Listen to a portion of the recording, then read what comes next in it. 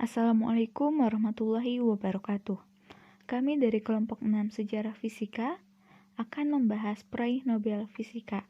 Di sini kami akan membahas dari tahun 2000 hingga 2019. Nah, saya sendiri Gina Sonia akan membahas peraih Nobel Fisika dari tahun 2000 hingga tahun 2003. Nah, langsung saja pada tahun 2000. Pada tahun 2000 ini ada 3 orang yang memperoleh Nobel Fisika. Yang pertama adalah Zores Ivanovich Alferov. Zores Ivanovich Alferov ini lahir di Vitebsk pada tanggal 15 Maret 1930 dan meninggal di St. Petersburg pada tanggal 1 Maret 2019 pada umur 88 tahun. Ia merupakan seorang fisikawan, akademisi Soviet dan Rusia yang berkontribusi signifikan terhadap penciptaan fisika heterostruktur dan elektronik modern. Kemudian yang kedua ada Herbert Kramer. Herbert Kramer ini lahir di Weimar, Jerman pada tanggal 25 Agustus 1928. Ia merupakan profesor teknik elektro dan komputer di Universitas California, Santa Barbara. Menerima PhD dalam fisika teoritis tahun 1952 dari Universitas Göttingen, Jerman, dengan disertasi pada efek elektron panas pada transistor yang saat itu masih baru, mengatur langkah untuk karir dalam penelitian fisika peralatan semikonduktor. Dan yang ketiga adalah Jacques de Clair Kilby. Nah, lahir pada tanggal 8 November 1923 dan meninggal pada tanggal 20 Juni 2005. Ia merupakan seorang insinyur listrik Amerika yang ikut serta bersama dengan Robert Noyce dalam realisasi sirkuit terintegrasi pertama ketika bekerja di Texas Instruments pada tahun 1958. Dia dianugerahi Nobel Fisika pada 10 Desember tahun 2000. Kilby ini juga merupakan CO penemu kalkulator genggam dan printer thermal yang ia miliki sendiri patennya. Dia juga memiliki paten untuk 7 penemuan lainnya. Nah, Zores Ivanovich Alferov sama dengan Herbert Kramer menerima Nobel Fisika. Nah, mereka ini menerima Nobel Fisika karena telah mengembangkan struktur semikonduktor yang digunakan dalam kecepatan tinggi dan optoelektronika, sedangkan Jacques de Clair Kilby menerima Nobel Fisika karena mengembangkan sirkuit gabungan. Selanjutnya pada tahun 2001 ada Eric Allen Cornell, Carl Edwin Wyman, dan Wolfgang Katerle. Nah, Eric Allen Cornell ini lahir pada tanggal 19 Desember 1961. Ia merupakan seorang ahli fisika Amerika yang bersama dengan Carl E. Wyman dapat mensintesis kondensat Bose-Einstein pertama pada tahun 1995. Kemudian ada Carl Edwin Wyman, lahir pada tanggal 26 Maret 1951, merupakan fisikawan dan pendidik Amerika di Universitas Stanford. Wyman saat ini memegang penunjukan bersama sebagai profesor fisika dan profesor di Sekolah Pascasarjana Pendidikan Stanford, serta profesor DRC di Fakultas Teknik Universitas Stanford. Kemudian setelah itu ada Wolfgang Katerle. Nah, lahir pada tanggal 21 Oktober 1957, merupakan seorang fisikawan dan profesor fisika Jerman di Massachusetts Institute of Technology. Penelitiannya berfokus pada eksperimen yang memerangkap dan mendinginkan atom pada suhu mendekati nol absolut, dan ia memimpin salah satu kelompok pertama untuk mewujudkan kondensasi Bose-Einstein dalam sistem ini pada tahun 1995. Pada tahun 2001 ini berarti ada 3 orang yang memperoleh Nobel Fisika, yaitu Eric Allen Cornell, Carl Wyman, dan Wolfgang Katerle. Nah, mereka meraih Nobel Fisika ini atas pencapaian kondensasi Bose-Einstein. Pada tahun 1924, fisikawan India Satyendra Nath Bose membuat perhitungan statistik mengenai foton, partikel cahaya. Kemudian, Albert Einstein menggeneralisasi hasilnya menjadi partikel-partikel atom dan meramalkan bahwa jika suatu gas atom didinginkan secukupnya, maka atom-atom tersebut akan berkumpul dalam keadaan energi serendah mungkin, mirip dengan kondensasi normal. 70 tahun kemudian, Pada tahun 1995, Wyman dan Cornell berhasil membuktikan teori tersebut secara eksperimental, menghasilkan BeC 2000 atom rubidium pada 20 nanokelvin. 20 nanokelvin itu yaitu setara dengan 0,000002 derajat di atas nol mutlak. Kemudian belakangan tahun itu, Kettle melakukan percobaan serupa dengan atom natrium yang menghasilkan kondensat yang lebih besar. 2 tahun setelah itu, kemudian ketika menggabungkan 2 BeC, Kettle mengamati pola interferensi yang menunjukkan bahwa di setiap BeC sepenuhnya terkoordinasi. Kemudian kita sekarang ke tahun 2002. Nah, tahun 2002 ini yang pertama adalah Raymond Davis Jr. Nah, Raymond Davis Jr. ini lahir pada tanggal 14 Oktober 1914 dan meninggal pada tanggal 31 Mei 2006. Ia ini merupakan seorang ahli kimia dan fisika Amerika. Dia dikenal sebagai pemimpin percobaan Homestake pada tahun 1960-an hingga 1980-an, yang merupakan eksperimen pertama untuk mendeteksi neutrino yang dipancarkan dari matahari. Kemudian setelah Raymond Davis Jr., yang selanjutnya adalah Masatoshi Koshiba. Masatoshi Koshiba ini lahir di Toyohashi, Jepang pada tahun 1926. Ia belajar di Universitas Tokyo, memperoleh gelar PhD di University of Rochester, NYUSA pada tahun 1955. Bekerja di University of Chicago, kemudian di Tokyo University, di mana ia memegang jabatan senior antara tahun 1970 dan 1987. Setelah itu ia bekerja di Universitas Tokai. Selanjutnya setelah Masatoshi Koshiba ada Riccardo Giacconi. Nah, Riccardo Giacconi ini lahir pada tanggal 6 Oktober 1931 dan meninggal pada tanggal 9 Desember tahun 2018. Riccardo Giacconi ini adalah seorang astrofisikawan pemenang Hadiah Nobel Amerika Italia yang meletakkan pondasi astronomi sinar X. Riccardo Giacconi ini juga adalah seorang profesor di Universitas Johns Hopkins. Raymond Davis Jr. dan Masatoshi Koshiba meraih Nobel Fisika pada tahun 2002. Ini atas sumbangan pionir pada astrofisika, nah khususnya pada deteksi neutrino kosmik.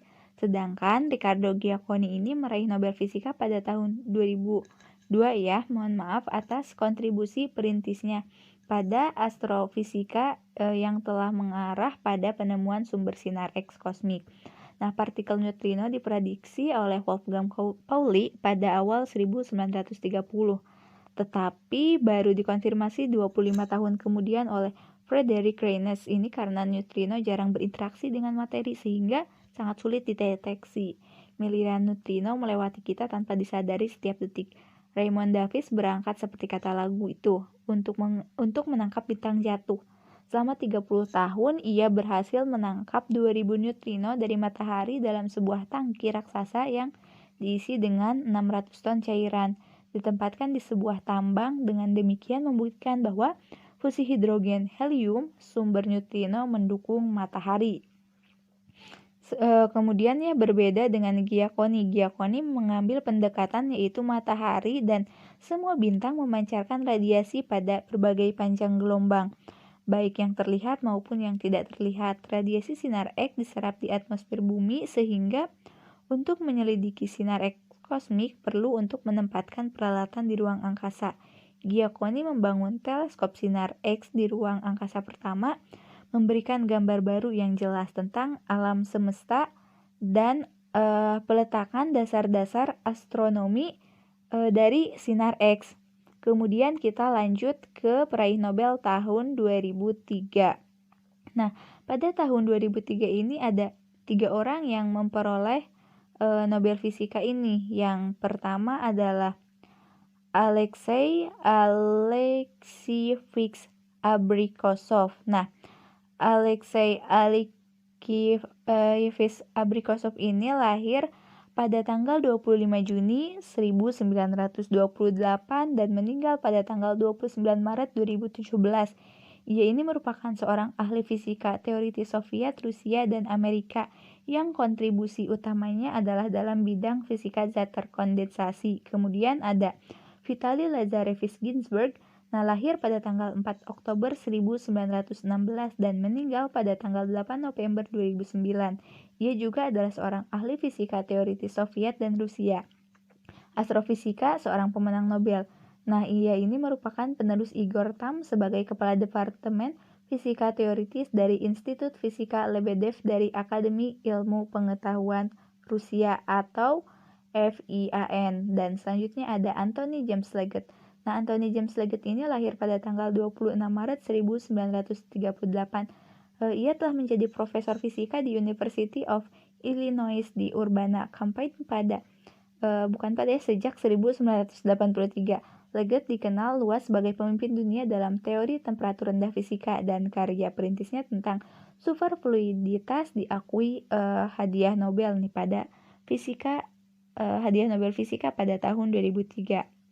Nah, pada tahun 2003 kan tadi sudah disebutkan yang meraih Nobel Fisika yaitu Alexei Alexievich Abrikosov, Vitaly Lazarevich Ginzburg, dan Anthony James Leggett atas sumbangan pionir pada teori superkonduktor dan superfluida tentang bagaimana materi dapat berperilaku pada suhu yang sangat rendah. Anthony James Leggett membentuk pemahaman teoritis tentang cairan helium normal dan superfluid dan superfluida berpasangan kuat.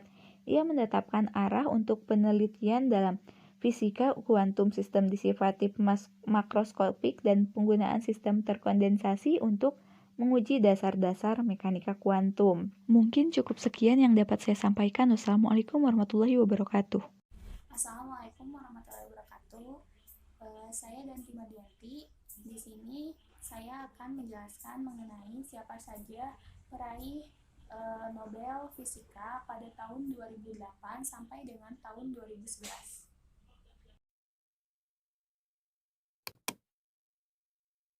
Baik, di sini saya akan menjelaskan siapa saja peraih Nobel Fisika pada tahun 2008. Yang pertama ada Makoto Kobayashi, yang kedua ada Oshide Masukawa, dan yang ketiga ada Yoichiro Nambu, di mana mereka itu mendapatkan Nobel atas penemuannya mekanisme pemecahan simetri spontan dalam fisika subatom. Oke, yang pertama ada Makoto Kobayashi. Nah, Makoto Kobayashi ini lahir pada tanggal 7 April 1944 di Nagoya, Jepang. Beliau sekarang berumur 76 tahun dan merupakan fisikawan Jepang yang dikenal dengan karyanya CP Violation. Artikelnya yang berjudul CP Violation in the Renormalizable Theory of Weak Interaction pada tahun 1973 yang ditulis bersama Toshide Masukawa menjadi artikel terbaik ketiga sebagai paper fisika sepanjang 2007. CKM Matrix yang mendefinisikan parameter pencampuran antara quark merupakan hasil kerjanya. Kemudian ada Oshide Masukawa.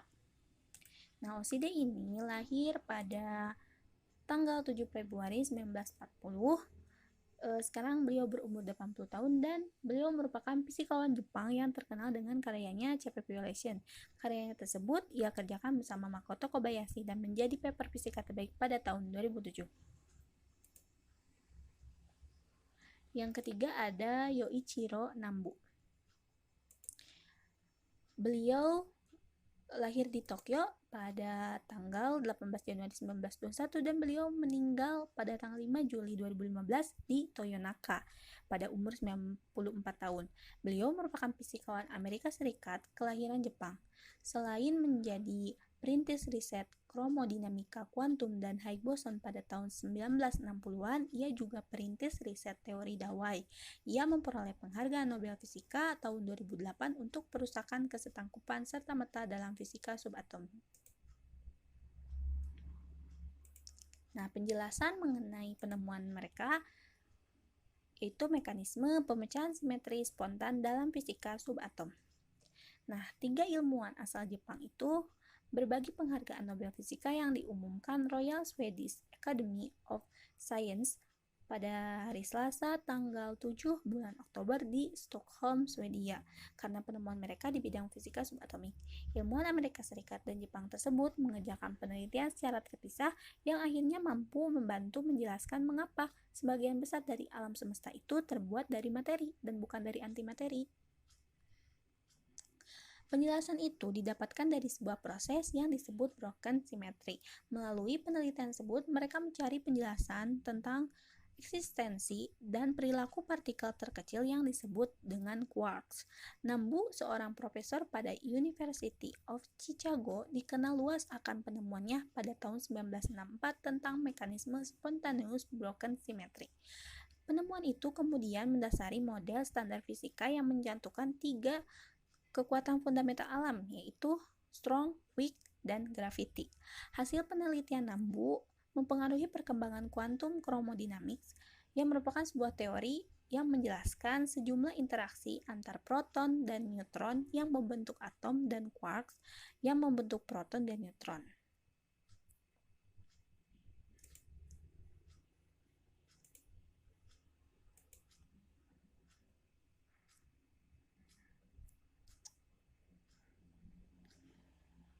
Sementara itu, Kobayashi dan Maskawa tahun 1972 menemukan 6 tipe quarks, yaitu up, downstream, charm, bottom, dan top. Semua itu kemudian ditemukan dalam percobaan fisika partikel energi tinggi. Nah, broken symmetry itu memungkinkan partikel dari materi mengatasi partikel antimateri. Terkait ledakan besar dari hasil penelitian di tingkat mikroskopis, diketahui bahwa proses seperti itu yang menyelamatkan semua bentuk kehidupan. Nah, hal ini kemudian dikaitkan dengan teori ledakan besar, teori tentang asal mula terbentuknya alam semesta.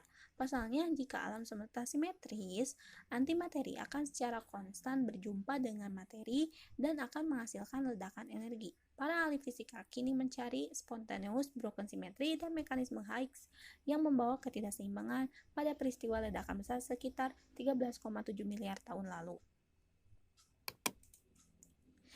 Simetri dalam fisika itu merujuk pada perubahan sifat fisik sebuah sistem dalam fisik transformasi tertentu.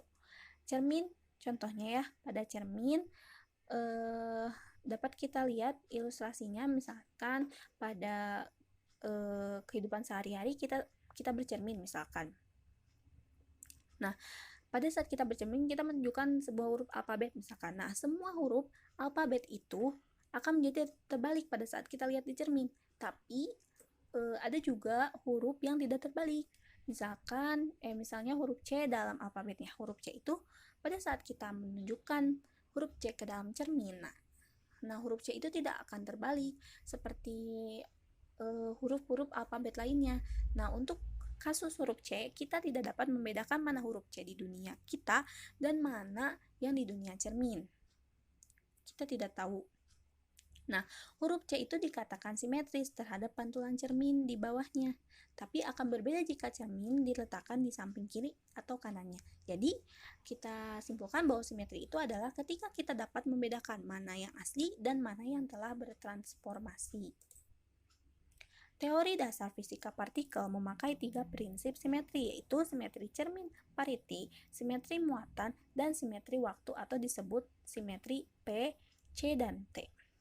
Pada simetri P, semua kejadian terlihat persis sama.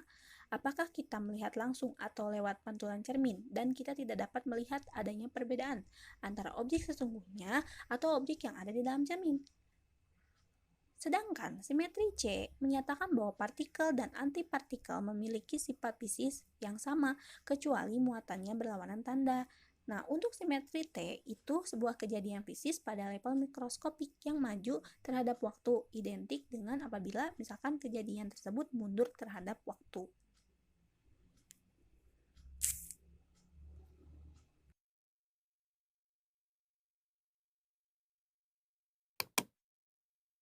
Selanjutnya saya akan menjelaskan mengenai peraih Nobel Fisika tahun 2009. Siapa saja? Ikut nama-namanya. Pertama ada George Elwood Smith, kemudian kedua ada Insinyur Charles Quenquo, dan ada William Sterling Boyle. Oke, yang pertama ada George Elwood Smith. Nah, beliau itu lahir di New York pada tanggal 10 Mei 1930 dan sekarang ia berumur 89 tahun. Beliau itu merupakan seorang fisikawan yang berstatus warga negara Amerika Serikat yang memperoleh penghargaan Nobel Fisika tahun 2009 bersama Charles Kao dan William S. Boyle. Nah, penemuannya itu yang mereka temukan itu adalah mereka menemukan CCD ya dalam bidang sensor citra. Nah, yang kemudian ada Insinyur Charles Quenquo. Nah, Quenquo ini lahir pada tanggal 4 November 1933 dan meninggal pada tanggal 23 September 2018 pada umur 84 tahun. Beliau itu merupakan seorang fisikawan dan insinyur elektro Hong Kong, Amerika, dan Britania yang menjadi perintis pengembangan dan penggunaan serat optik dalam telekomunikasi. Nah, pada tahun 1960-an, Kao membuat berbagai macam metode untuk menggabungkan serat kaca dengan laser untuk mengirim data digital yang merupakan dasar bagi evolusi internet. Nah, komunikasi seperti yang kita tahu ya, internet ini tidak akan ada gitu. Kalau misalkan tidak ada Kao, tidak ada serat optik karena beliau yang menemukan serat optik. Nah, beliau juga dikenal sebagai Godfather of Broadband atau Bapak Serat Optik dan Bapak Komunikasi Serat Optik. Kao ini dianugerahi Nobel Fisika pada tahun 2009 karena pencapaiannya yang sangat luar biasa mengenai transmisi cahaya dalam serat atau komunikasi optik. Nah, Kao ini memiliki kewarganegaraan Britania Raya dan Amerika Serikat serta telah menjadi penduduk tetap di Hong Kong. Kemudian ada William Sterling Boyle. Nah, William Sterling Boyle ini lahir di Nova Scotia pada tanggal 19 Agustus 1924 dan beliau sekarang berumur 95 tahun. Nah, beliau itu seorang fisikawan warga negara Kanada. Nah, penjelasan mengenai penemuan sensor CCD dalam bidang citra. Nah, penemuannya itu sangatlah unik ya, karena terjadi setelah penemuannya itu ditegur oleh atasannya di tempat kerja. Nah, CCD ini ditemukan dua ilmuwan bernama William Boyle dan George Smith yang bekerja di Bell Labs. Nah, pada suatu pagi di bulan Oktober tahun 1969, Boyle ini mendapat telepon dari atasannya di lab. Atasannya yang bernama Jack Morton mengatakan bahwa ada divisi lain dari Lab Bells yang memiliki hasil kerja yang bagus gitu. Nah, Morton ini meminta agar Boyle itu melakukan hal yang sama bagusnya. Ini itu semacam teguran agar Boyle itu bekerja lebih baik. Entahlah, mungkin beliau itu malas-malasan pada saat itu. Nah, kemudian terpaksalah Boyle itu memanggil koleganya George Smith untuk bekerja sama membuat sesuatu yang bagus. Nah, setelah Boyle dan Smith itu berpikir secara bersama-sama selama beberapa jam, mereka kemudian merancang sebuah perangkat semikonduktor yang dapat mengantarkan arus di permukaannya. Nah, rancangannya ini dinamai CCD, yang kemudian mereka coba buat di laboratorium. Nah, beberapa bulan kemudian, eksperimen di laboratorium itu akhirnya lahirlah CCD yang sifatnya itu sama seperti rancangan yang telah mereka buat. Nah, sebagai bonusnya, tidak hanya untuk mengantarkan arus, tetapi CCD juga sensitif terhadap cahaya sehingga bisa digunakan untuk sensor cahaya. Nah, kombinasi sifat unik CCD itulah yang akhirnya membuat CCD menjadi bagian tak terpisahkan dari kamera digital.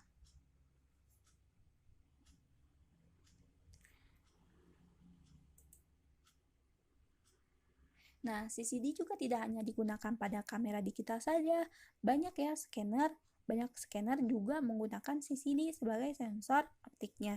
Di dunia medis, CCD digunakan dalam berbagai alat pemindai tubuh. Selain itu, kamera CCD digunakan oleh para astronom di seluruh dunia untuk mengambil gambar dari benda langit. Bahkan gambar-gambar menakjubkan yang diambil oleh teleskop itu merupakan keluaran dari sensor CCD yang terpasang pada teleskop tersebut, yaitu namanya teleskop Hubble Space Telescope namanya. Nah, cara kerja dari CCD ini adalah ketika sebuah foton membentur atom, ini dapat mengangkat sebuah elektron ke tingkat energi yang lebih tinggi, atau dalam beberapa kasus kan melepas elektron dari atom. Nah, ketika cahaya menimpa permukaan CCD, ini membebaskan beberapa elektron untuk bergerak dan berkumpul di kondensator. Nah, kemudian elektron tersebut digeser sepanjang CCD oleh pulsa elektronik dan dihitung oleh sebuah sirkuit yang mengambil elektron dari setiap piksel ke dalam sebuah kondensator, lalu mengukur dan menguatkan tegangan yang membentanginya. Nah, kemudian nanti pada akhirnya itu kondensatornya itu kosong. Nah, hal ini memberikan sebuah citraan hitam putih yang efektif dengan mengukur seberapa banyak cahaya yang jatuh di setiap piksel, seperti itu. Selanjutnya, peraih Nobel Fisika pada tahun 2010. Nah, ada dua orang yang meraih Nobel Fisika, yaitu Konstantin Novoselov dan Andrei Konstantinovich Geim. Nah, Konstantin Novoselov ini beliau lahir di Nizhny Tagil, Republik Sosialis Federasi Soviet Rusia, Uni Soviet, pada tanggal 23 Agustus 1974. Sekarang beliau berumur 45 tahun. Nah, beliau itu merupakan seorang fisikawan warga negara Inggris dan Rusia yang mendapat penghargaan Nobel Fisika tahun 2010. Nah, bersama Andrei Geim untuk penemuannya itu adalah mereka meraih Nobel Fisika itu dikarenakan penemuannya mereka, yaitu penemuannya itu di bidang material grafena atau grafin 2 dimensi. Kemudian ada Andrei Konstantinovich Geim. Nah, Andrei ini lahir di Sochi, Rusia pada tanggal 1 Oktober 1958. Nah, sekarang beliau berumur 61 tahun dan beliau adalah seorang fisikawan warga negara Belanda yang mendapat penghargaan Nobel, penghargaan Nobel tahun 2010. Nah, untuk penjelasan penemuannya itu adalah material grafin 2 dimensi. Nah, grafin sendiri itu adalah material eksotis yang ditemukan ilmuwan yang memiliki karakteristik sangat menarik. Nah, ketebalannya itu hanya 1 atom dan seperti berlian, hanya tersusun dari unsur karbon, namun membentuk pola segi 6 dalam 2 dimensi. Nah, pada awalnya seorang profesor di Universitas Manchester, Inggris, bernama Profesor Andrei Geim, seorang keturunan Yahudi Jerman yang lahir di Rusia, berpikir untuk memecahkan masalah ketidakstabilan grafin di alam bebas agar bisa dimanfaatkan untuk ilmu pengetahuan. Nah, waktu itu tahun 2002 kemudian bergabung bersamanya seorang mahasiswa PhD yang juga keturunan Rusia yang lama menjadi warga negara Inggris bernama Kostya Novoselov untuk melakukan riset intensif. Nah, seorang ilmuwan kelahiran tahun 1974 ini masuk dalam daftar 30 orang di bawah 35 tahun yang inovatif terbitan MIT pada tahun 2008. Nah, pada tahap awal riset, mereka berdua menempuh pendekatan untuk memoles bongkahan grafit atau bahan yang sehari-hari kita temukan pada ujung pensil biasa. Nah, menjadi irisan setipis mungkin. Lalu, hasil irisannya tersebut itu dipoles lagi pada arah yang tepat sampai dihasilkan suatu lapisan setebal 1 nanometer. Nah, riset yang panjang dan melelahkan, namun kualitas grafin yang diperoleh oleh kedua orang tersebut itu tidak mencapai target yang diinginkan. Nah, irisannya itu tidak stabil dan lapisan grafinnya itu setebal 1 atom itu ditemukan dalam populasi yang sangat-sangat sedikit. Nah, Kemudian pada tahun 2003, akhirnya Novoselov itu berhasil memperoleh lapisan grafin setebal satu atom karbon, yakni 1/10 nanometer, dan temuannya ini dipublikasikan pada tahun 2004. Nah, mereka berdua akhirnya dianugerahi hadiah Nobel pada tahun 2010, bahkan memperoleh gelar Sir dari Ratu Inggris. Nah, saat ini Novoselov itu telah menjadi seorang profesor dan memimpin Institut Grafin. Nah, sebuah institut yang diberikan dana hampir 500 miliar untuk mendalami pemanfaatan grafin bentukan pemerintah Inggris. Nah, meskipun teori awal grafin telah dimulai sejak tahun 1947, namun cara untuk mengekstraknya ini baru dan ditemukan pada tahun 2003. Nah, pensil dan selotip. Jadi penemuan grafin ini masih baru sekali. Masih sangat baru. Nah, peluang untuk pemanfaatannya pun masih terbuka lebar. Posisi grafin dalam kehidupan sehari-hari ini dibilang setara dengan plastik, murah karena suplai yang melimpah dan mudah didapat. Namun pemanfaatannya itu sangat luas sekali ya. Contohnya itu pemanfaatan grafin itu pada layar sentuh yang tidak bisa robek, untuk ponsel misalkan yang bisa ditekuk seperti tali jam di pergelangan tangan Anda. Nah, kayak gitu. Kemudian ada juga contohnya chip komputer yang secara dramatis lebih cepat dan tentu saja broadband. Kemudian ada panel surya yang bisa bisa dicat atau cukup disemprotkan ke permukaan apapun. Kayak gitu. Dan ada juga yang penemuan mengenai baterai revolusioner dengan kapasitas yang jauh lebih tinggi daripada yang kita gunakan saat ini. Namun dengan waktu charge yang sangat singkat, hanya beberapa dari revolusi grafin yang sedang dimulai oleh para peneliti di seluruh dunia. Jadi ini tuh grafin ini masih bisa berkembang menjadi penemuan yang baru gitu. Nah, kemudian peraih Nobel pada tahun 2011 adalah ada Saul Perlmutter, ada Brian P. Smith, dan Adam Kirais. Apa sih yang mereka temukan? Oke, kita simak. Nah, Saul Perlmutter ini lahir di Champion, Illinois, Amerika Serikat tahun 1959. Nah, sekarang beliau berumur 60 atau 61 tahun. Nah, beliau itu adalah seorang fisikawan warga negara Amerika Serikat. Nah, Perlmutter adalah seorang profesor astrofisika di Universitas California, Berkeley, Amerika Serikat.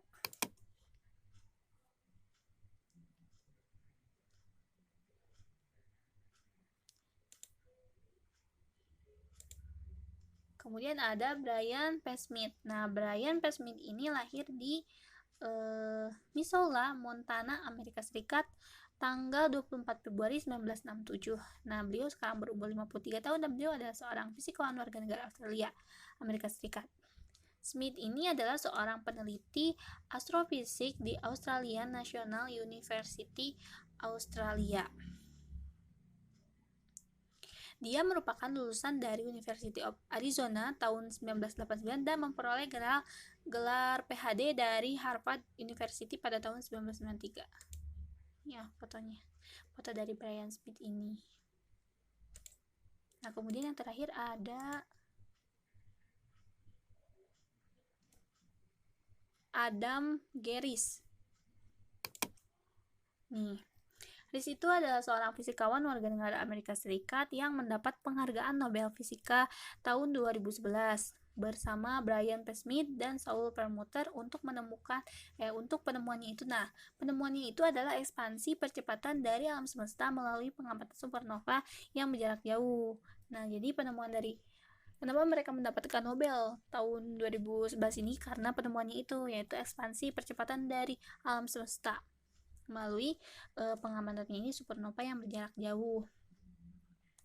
Nah, Riz ini adalah seorang ahli astrofisik di Johns Hopkins University, Amerika Serikat. Dia merupakan lulusan dari Massachusetts Institute of Technology tahun 1992 dan memperoleh gelar PhD dari Harvard University tahun 1996.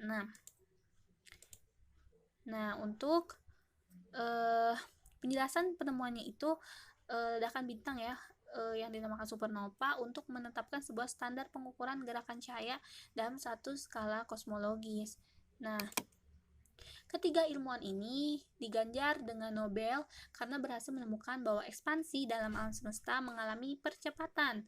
Mereka pada awalnya hanya mengamati ledakan sebuah bintang yang sangat besar yang dinamakan supernova tipe 1A. Nah, pengamatan mereka ini ternyata mengarah pada penemuan bahwa ekspansi alam semesta itu ternyata mengalami percepatan. Nah, sebelumnya para fisikawan meyakini bahwa alam semesta mengembang dengan kecepatan yang sama atau stabil. Nah, baik, hanya segitu yang dapat saya sampaikan. Mohon maaf apabila ada kesalahan. Terima kasih. Perkenalkan, saya Diah Maulida. Di sini saya akan melanjutkan presentasi yang sebelumnya, yaitu tentang peraih Nobel Fisika. Nah, di sini saya akan menyebutkan peraih Nobel Fisika dari tahun 2004 sampai 2007. Nah, pada tahun 2004 ada 3 orang yang meraih Nobel Fisika, yaitu David Jonathan Gross, Hugh David Pulitzer, dan Frank Wilczek. Nah, yang pertama David Jonathan Gross. David Gross ini lahir di Washington DC pada tanggal 19 Februari tahun 1941. Beliau adalah seorang fisikawan Amerika Serikat dan teoritis string. Nah, bersama dengan Frank Wilczek dan David Pulitzer, dia dianugerahkan penghargaan Nobel dalam fisika tahun 2004. Pada tahun 1973, Gross bekerja dengan mahasiswa pasca sarjananya yang pertama, yaitu Frank Wilczek, di Universitas Princeton. Mereka menemukan kebebasan asimptotik yang memegang bahwa quark yang berdekatan satu sama lain itu semakin kurang interaksi kuatnya atau muatan warna di antara mereka. Kemudian yang kedua ada Hugh David Pulitzer. Nah, beliau lahir tanggal 31 Agustus tahun 1949. Ia adalah seorang fisikawan teoritis Amerika Serikat yang menerima penghargaan Nobel Fisika tahun 2004. Nah, beliau ini lahir di New York City, lulusan Sekolah Tinggi Ilmu Pengetahuan Brown. Pada tahun 1973, ia memecahkan masalah alam dari apa yang dikenal sebagai gaya kuat yang mengikat atom bersama. Kalkulasi untuk yang ia dihadiahi hadiah Nobel Fisika pada 5 Oktober 2004 bersama David Gross dan Frank Wilczek. Nah, kini ia merupakan guru besar fisika di Institut Teknologi California. Kemudian yang terakhir ada Frank Wilczek. Sebagaimana disebutkan, beliau adalah seorang mahasiswa dari David Jonathan Gross di Universitas Princeton. Nah, dia lahir di Mineola, New York, Amerika Serikat pada tanggal 15 Mei 1951. Dan beliau juga adalah seorang fisikawan dari Amerika Serikat.